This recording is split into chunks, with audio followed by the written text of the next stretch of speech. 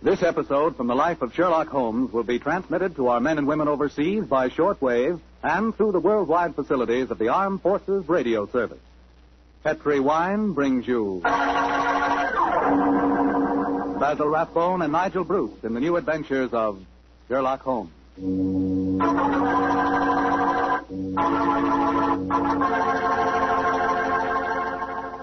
The Petri family, the family that took time to bring you good wine, invite you to listen to Dr. Watson tell about another exciting adventure he shared with his old friend, that master detective Sherlock Holmes. And say, I want to ask you if you've sent in for that little present we've got for you. You know, that swell recipe calendar. It's free, of course, and it's really something. It's a 2-year calendar for 1945 and 46, and it's beautifully done in full color. But the best part of it is that it's jammed with recipes and ideas for cooking with Petri wine. Send for your free recipe calendar tonight. Just send your name and address to Petri Wine, Petri, Petri Wine, San Francisco 26, California. San Francisco 26, California. The requests for this swell calendar have been coming in so fast that you better hurry up and get yours before we get snowed under. Write tonight, and we'll send you your free recipe calendar at once.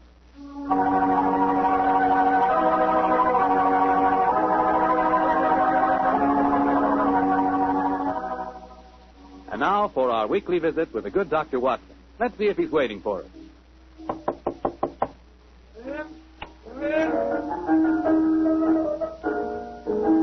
Good evening, Mr. Holmes. Oh, good evening, Doctor. Playing the phonograph, I see. Yes, my boy. And that particular melody has some very potent memories for me. Here, I'll turn the thing off. You haven't come here to listen to a Mozart sonata. You want a story, don't you, young fellow, my lad? That's right, Doctor. Well, let's sit down. All right. That's better. Now I'll tell you what. Oh, thank you, Doctor. Began in Vienna in 1889, many years before the insane house painter named Schicklgruber had converted that gay city into a place of fear and oppression.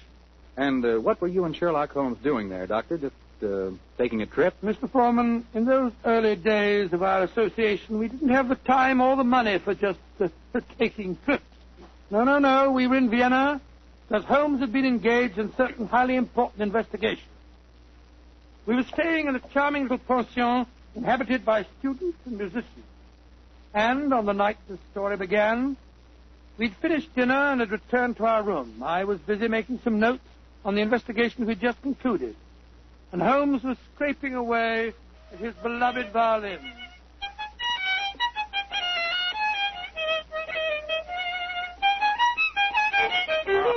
Found it.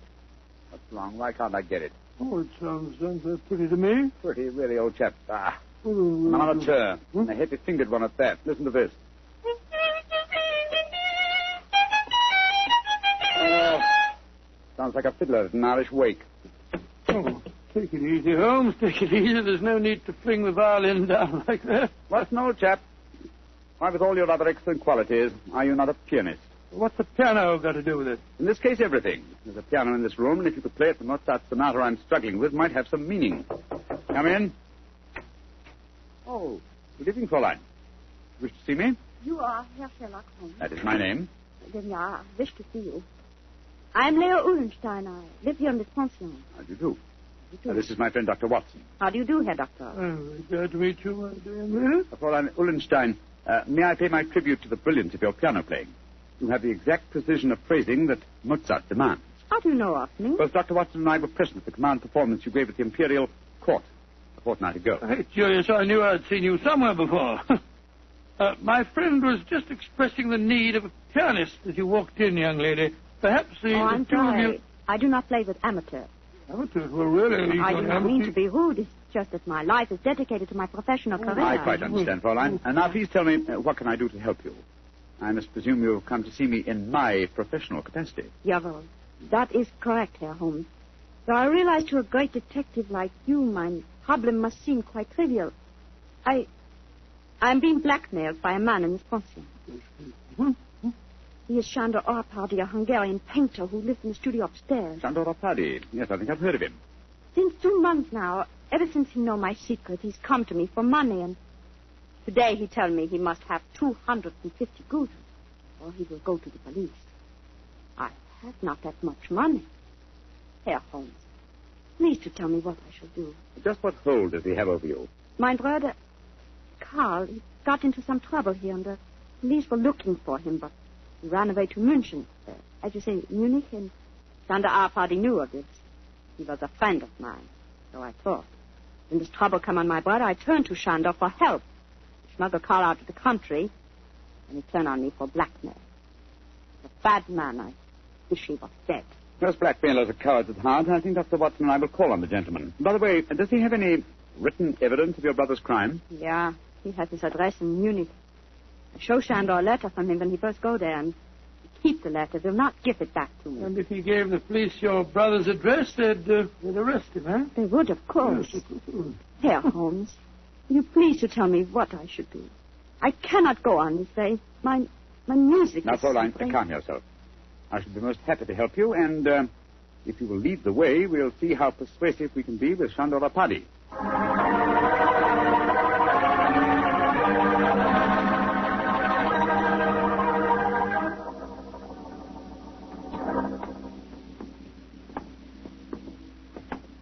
This is the studio, Herr Holmes, at the end of the corridor. I see. Now, remember, young lady, you'd better let me do most of the talking.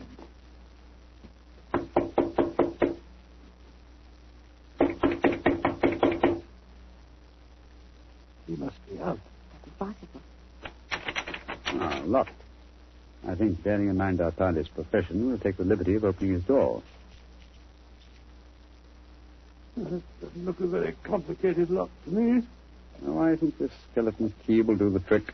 It's very dangerous, Herr Holmes. If Shandor finds you... No. Don't you worry about that, Fräulein. We're perfectly capable of taking care of ourselves. There we are.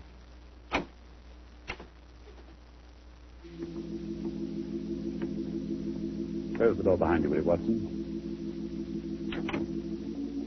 Can't see a thing. I'll strike a match. Oh, Gott im Himmel. Can't look at him. Thumped over his desk. Light the gas, will you, Watson? Right you are, Holmes. There. Judging from his appearance, Fräulein Ullenstein, I think Sandor Apadi had other enemies besides yourself. Less scrupulous enemies. He's been strangled. Look at the finger marks on his throat. Is he... Yes. Body is still warm, though. I'm afraid he's dead. I'm glad. He was a bad man. Deserved to die. Watson, do you notice that the fingers of the killer have broken the skin and drawn blood? Yes. Should we not communicate with the police? Before we do that, Fräulein, we must see if we can find your brother's letter. Nothing to do with the body, will you, Watson? Lying across an open dispatch box that might contain the document in question. Come on, Mother. That's it. For a painter, the late Mr. Apadi was an unusually methodical man. I've written the files here in alphabetical order. Here we are. You, Fräulein Leah Ullenstein. And the letter has the Munich postmark. I think this must be the document in question. Will you examine it, please, Fräulein? Yeah, this is the letter. Herr Holmes, how can I thank you? There's very little to thank me for. If the blackmailer were still alive, I fear it wouldn't have been so simple a matter. I wonder what other treasures this box contains. Hello? What is it, Holmes? Interesting. Extremely interesting. Look at this, old fellow. Lord. Information on the case that we've just been working on. Exactly, and from the names attached to the document, I think we may assume that the dead man did not confine his blackmailing to struggling young pianists. He was after big game, too. Yes, we'd better be careful, Holmes. I don't think that we should go for the police just yet. No. We'll start by having a little talk with the other residents of this pension. Fräulein, who lives in the room adjoining this one? I too, Herr Holmes. And the room across the landing? Lai Tong-fo, the great Chinese actor who's performing here in Vienna. I see. Then I think we'll start by calling on him. Return to your room, Fräulein, and we will let you know later what we've found. In the meantime, say nothing to anyone of what has happened. I'll do everything you tell me, Herr Holmes, and please, once again, please let me thank you for what you've done. You know, Holmes, I'm not sure that girl didn't strangle Apadi herself. The pianist would have unusual strength in her fingers. And we know that she had the motive. And look how naturally calm she was when she realized the man was dead. I disagree with you, old fellow. Huh? I think what you refer to as unnatural calmness is really the cold detachment of the true artist. Well, I have a feeling we should keep an eye on her, just the same. We will, Watson, we will. And now I suggest we pay a visit across the landing to the distinguished Chinese actor, Mr. Ling Tu Fo.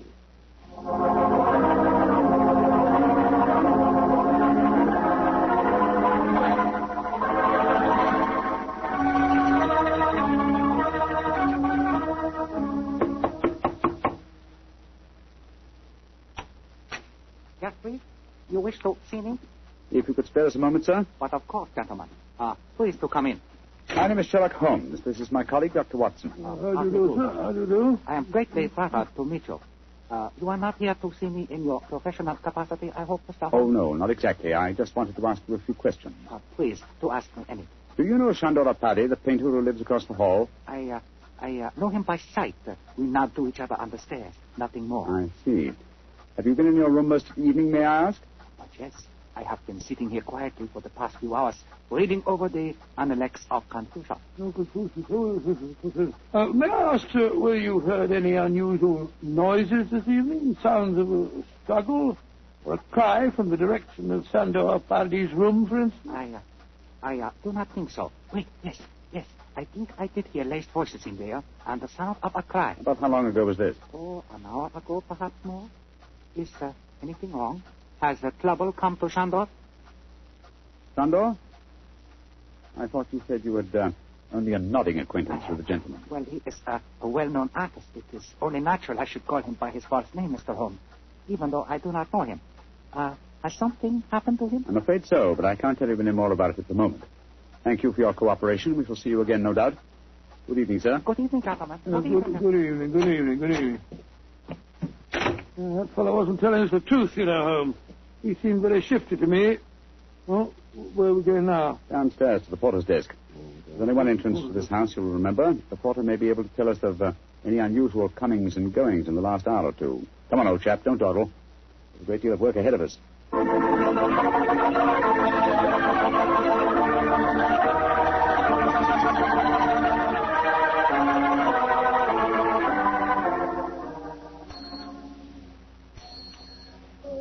Herr Holmes, what can I do for you? How long have you been on duty tonight? Since 5 o'clock. Did you notice what people have come in or gone out since then? No one has gone out. Ah, splendid. And who came in?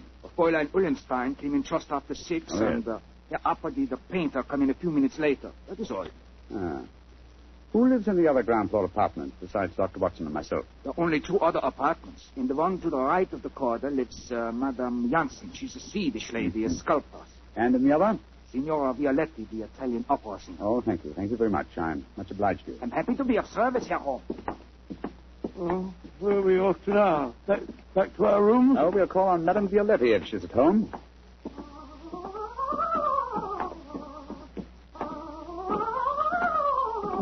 It sounds as if she's very much at home.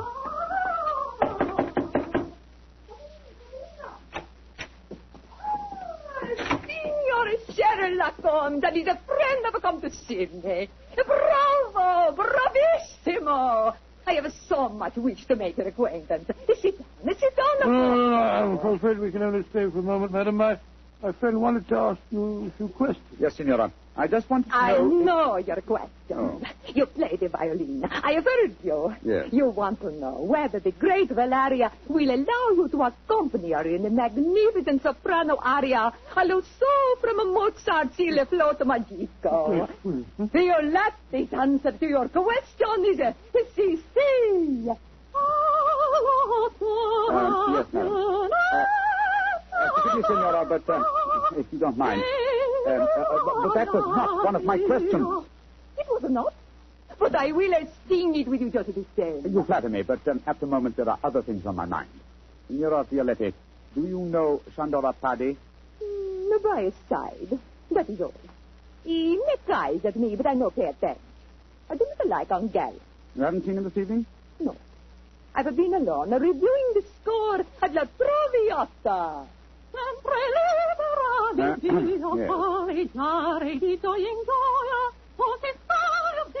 I am to sing it next week here in Vienna. I hope you'll both be present. It would be a great treat for I'm you. sure it would be, Senora. Now, if you'll excuse us. Oh, it is sad you must go so soon.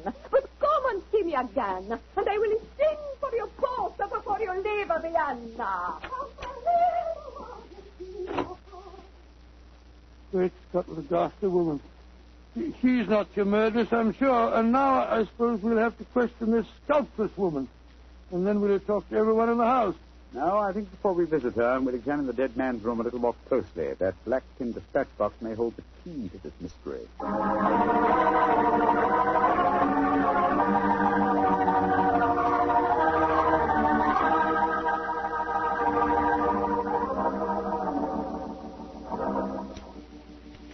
Idiot! Numbskull! I don't read these papers thoroughly at first. They try to tell an interesting story. Our party had obviously been blackmailing Madame Janssen, the sculptor. Yes, and also our friend, the Chinese actor, Lai Tung-fo. Then Lai Tung-fo was lying when he said that he didn't know our party. Obviously. By George, 3 of the 4 people living in this house in his power. Hello. What's the matter? What have you found? Footprints in the cigar ash on the carpet. Prints of a small foot. Leading us to this closet. Somebody must have been hiding in there. Possibly. Uh-huh. Take a look at these, Watson. And hair. Long black hair. Where were they? On a hook in the cupboard.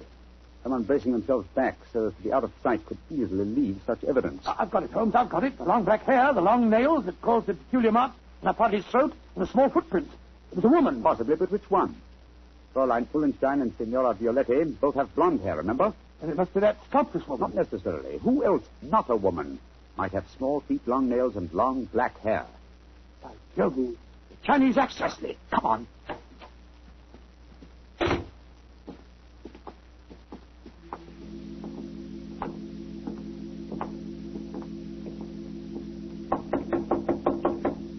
I hope he's still there. Come on, sir. Come on. Let's go in. Holmes, look at him. He's praying. His head's in his hand. No, my dear fellow, I'm afraid prayers can do him no good now. He's been strangled. Strangled with his own cue.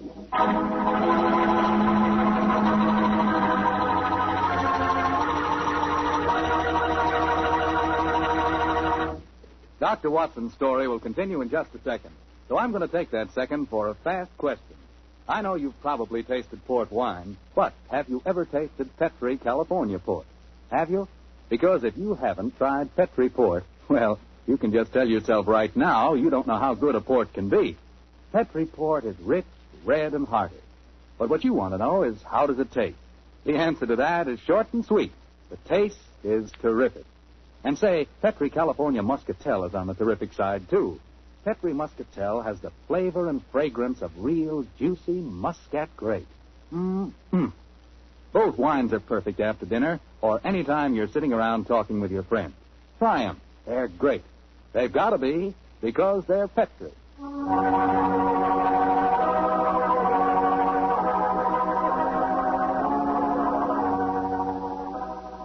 And now, back to tonight's new Sherlock Holmes adventure. The famous pair are staying in Vienna, where they've become involved in the mysterious strangling of a notorious blackmailer. As we rejoin our story, Sherlock Holmes and Dr. Watson are cross-questioning another of the suspects, a Swedish sculptress by the name of Madame Janssen. What do you want with me? Why have you come in here? Well, we just wanted to ask you a few questions, madam. To admire your figurines, may I ask if you always work in clay? Yeah. But what's that for you? Do you wish to buy some of my sculpture? No, but I assure you the question was pertinent. Tell me who you are and stop wasting my time. My friend is a private detective, madam. A detective? Who sent you here? No one sent me here. I'm conducting an investigation of the murder of Shandor Paddy. Shandor dead. Mm-hmm. Good. I'm glad. Yes, madam, but we happen to know that you had a motive for killing him. He's been blackmailing you. Get out of here. What right have you to come here and question me? No. Look here, madam. If you know what's good for you, you will answer our And question. if you know what's good for you, you'll get out of here, both of you. Come along, Watson. But, Holmes, you can't possibly... Forgive me, madam, for our intrusion. We meant no rudeness. You have been rude. Intolerably rude. Go away. Whatever made you back down like that, Holmes? Obviously, she's the killer. Rubbish. But her hair was jet black. Yes, but it was short hair. And didn't you notice the size of her feet anyway? She works in clay. If it had been marble, I might have suspected her. Upon my soul, Holmes, I wish you'd tell me what you're driving at. I've the answer to these clues now, Watson. But I'll have to prove it. I'm afraid I must work without you, old chap. Do you mind waiting for me in our room? No. Wait a minute. That may be dangerous. Wait for me in Signora Violetti's room, if you don't mind. I'll join you there as soon as my work is done. Pretend that you have returned because you were so enchanted with her voice. Oh, great Scott, Holmes. You can't ask me to be alone with that dreadful woman. Please do as I say, Watson, and don't question me. There isn't a moment to be lost.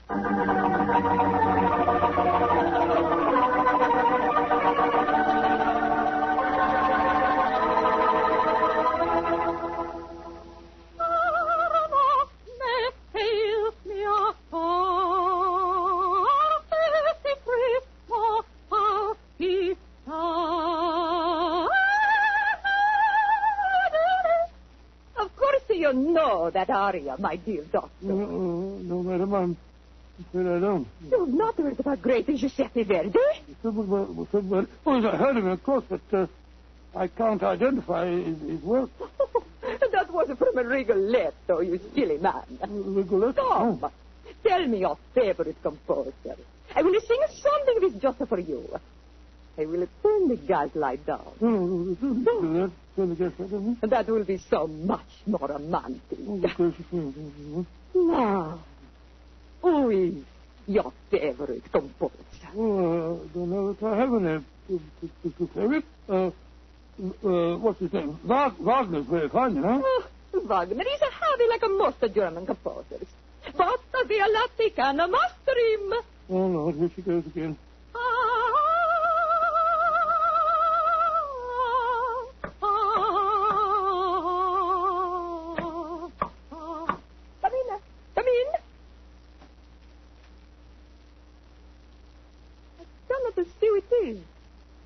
Live.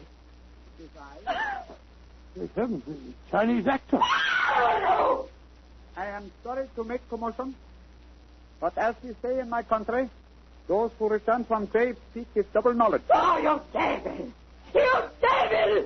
I kill you once! I kill you once! I kill you again! Thank you for the confession, Senora Violetti. You can testify to it, Watson. Holmes! No, you don't, Senora. Your nails are too sharp for my liking. I'll kill you, sir, both of you! I'll kill you! Catch her. She's fainted, Holmes. Fainted, eh? What an undramatic exit for a most dramatic lady.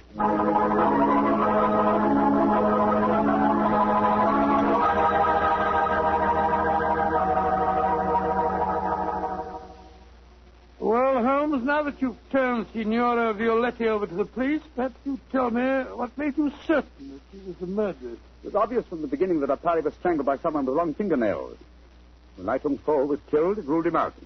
Then who was the woman with a motive and long nails? Oh, that's right, huh? Elementary, my dear fellow. Was the woman Fräulein Ullenstein? No. Being a concert pianist, her nails were naturally short. The sculptress who worked in clay? Again, no. That would make it impossible. Now to ascertain our chances of escape. Holmes, I don't like this. We're in a very nasty situation. My dear Watson, sometimes you're a master of understatement. Aha, just as I thought. What have you found, Holmes? Sliding panel, just behind the dead woman. It leads us to a passageway. A passageway that has been bricked up only within the last few hours. But long enough, I'm afraid, to make it impossible. No, there's no escape here. Hold the lantern a little higher, will you, Jack? Yeah. That's it. Well, what are we going to do now? I was just estimating the cubic capacity of this chamber. Yes, the fly should last comfortably for at least another 8 hours. I recommend a brief sleep to refresh us and also to conserve our oxygen supply. Sleep? Who could sleep at a time like this? I can and you can, old chap, if you discipline yourself. Well, I'll try, Holmes, but I know perfectly well I shan't close my eyes.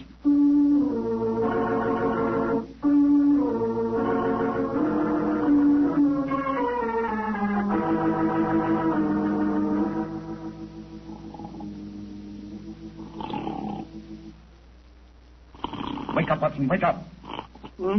Yes, Mary dear. It's you.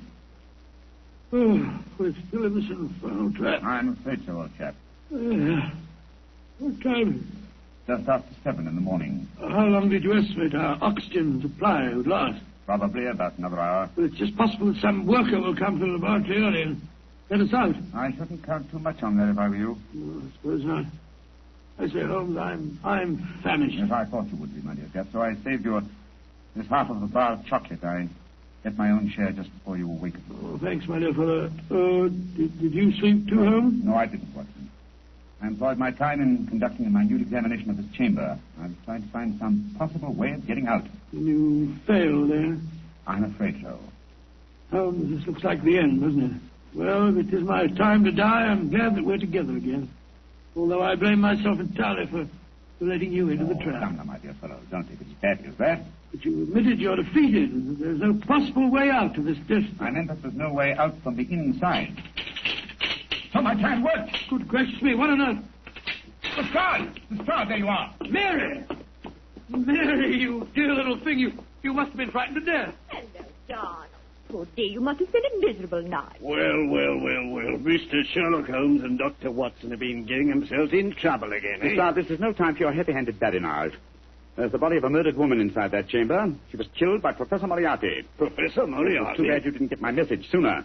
Your message? Well, bless my soul, Holmes, I wish you'd tell me how you got your message to Scotland Yard. Well, ever since these recent attacks on my life, I've had my delightful band of ragamuffins, the Baker Street Irregulars, watching my house in fixed watches, 2 at a time. I gave the boys instructions to follow me whenever I went out. And if ever I did not reappear within 3 hours, they were to report to our friend Lestrade at Scotland Yard. Holmes, you're amazing. You think of everything. Just a minute, gentlemen, just a minute. I didn't get no message from any of your Baker Street irregulars. Oh, you didn't? No, sir. Though I did find a couple of the boys tied up when we came in here just now. If you didn't get a message from them, how did you come here so opportunely? That's an easy one. Because Mrs. Watson here came and fetched me. You did, Mary? But how on earth? Go on, Mom. Tell him. Well, it's really very simple. When John came back from seeing you yesterday, Mr. Holmes, he was over elaborately casual in his references to the Peridot chamber. So, of course, I knew at once the two of you were going to investigate the matter. I also caught him oiling his revolver after dinner. I didn't know that you slipped out last night, John. But as soon as I woke up this morning, I realized what had happened. So I went straight to Scotland Yard for Inspector Lestrade and brought him here with me. Why, Mary, you clever little thing. Isn't she a clever darling, Holmes? Mrs. Watson, this has been a salutary experience. Will you allow me to congratulate you on your deductive ability? Well, that's very nice of you, Mr. Holmes, but I really don't deserve any compliments, if you don't mind my saying so.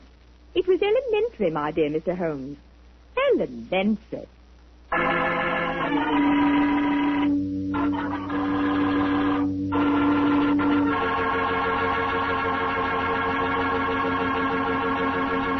This is Bob Campbell saying good night for the Petrie family. This program comes to you from our Hollywood studios. This is the Mutual Broadcasting System.